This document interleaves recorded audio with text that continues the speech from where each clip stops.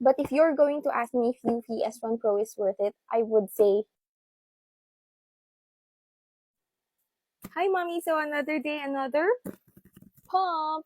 So for today's video, we are going to unbox, hulaan nyo, Eufy S1 Pro. So, I ordered this last 3/3 sale, and yes, super tagal ko na siya bago i-unbox. And free to. I got this for free. Ayan. Okay, so this is my second Eufy S1 Pro unit. Madaming nag-a-ask mga mi kung ano ba daw difference ni S1 kay S1 Pro. In terms of the machine itself, the pump machine itself, wala. Sa parts, wala. Ang difference nilang talaga is the charging case. Yun lang. As in, yun lang. Walang difference at all. In terms of suction, battery life ng machine mismo ha, wala. So, grabe nga no, sobrang mura na nito ngayon dito sa atin. So, eto na siya. Ayan. Straight from the mother box. Do not judge me. Ganito ko siya tatanggalin. Ayan. Woo! Ayan siya. Super sealed. Yay. So, grabe yung excitement na nafe-feel ko kapag nag-unbox ako ng bagong pump. Kayo ba din? For sure kayo din. If you're gonna ask me if worth it ba si UP, for its price point, sobra. I mean, I know a lot of pumps na wearable, na mas mahal sa kanya, pero walang charging case, ganon. So, this is indeed a good deal. Yan. So, yan na natin yung seal.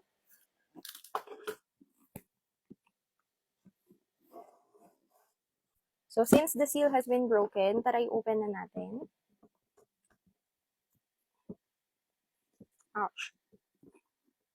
So, the first thing that you'll see are the two S1 Pro motors. So, yung napansin ko dito is yung valve niya is the same transparent valve from my previous old UV pumps. Ayan mo. Kasi di ba yung ngayon, yung recent S1 na in-order ko is meron na siyang ganitong kulay na valve. Ayan, ganyan. Tapos, soft silicone siya. Ito, this is exactly the same valve as yung mga local brands natin. Just below our pump motors, you will find your charging case and the accessories. So, ay, tara na. So, this is the charging case. Ayan. In here, you'll also find your paperwork. So, you have your nipple ruler,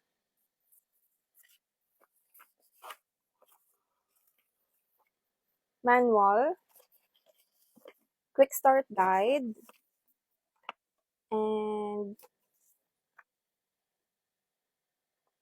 important safeguard notes. And this is like a quick start guide then. The next are the accessories down here. Ayan.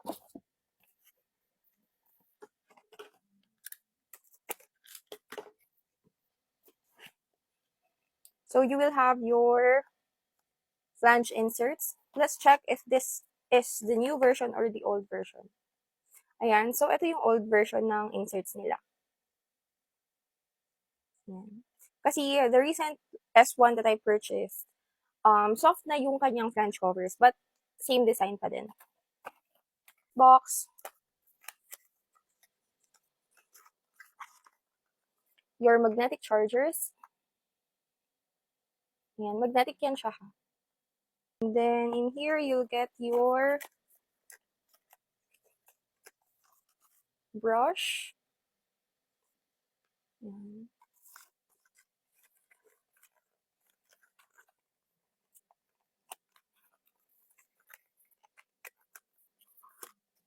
We also get a pair of extra valves. Ouch. Actually, two pairs. We also get two pairs of extra valves. So this is one pair and another is still here. So let's quickly discuss the specs of UPS1/UPS1 Pro. So, in here, you will find your control buttons. So, that's the power button. And then this is the button where you select your pumping mode. Pwedeng stimulation, expression. Ayan. And then this is the temperature control button. So if you want to control your temperature and you are not using the app, you can just simply press this and then you will have seven heating options. And then super tahimik nito mga mi, as in super. Ganyan lang siya tahimik, max na yan. I'm not sure if you can hear it. Pero ganito lang siya. Ay, dito pala yung mic ko. Yan. Ganito lang siya. Ganyan na siya katahimik. Next is we will test if this is really hospital grade. So I'm using Medela gauge to test its suction and I'm getting around 300 mmHg at max for the expression mode. So you cannot change the cycle speed with these buttons, but you can change the cycle speed of this pump via app. So this pump has 4 washable parts, the valve, membrane, this heating flange, and this collection cup. So, ang umiinit lang dito na part is yung upper part lang ng flange. Unlike the other brand na buong flange yung umiinit, ito, dito lang siya sa taas. Yan. But if you're going to ask me if Eufy S1 Pro is worth it, I would say yes. Plus, you can use the charging case up to 5 days. So, ganun siya katagal. Ganun katagal yung battery life niya. So, Eufy S1 Pro is definitely worth it. So, if you're planning to buy this pump, check out the yellow basket now.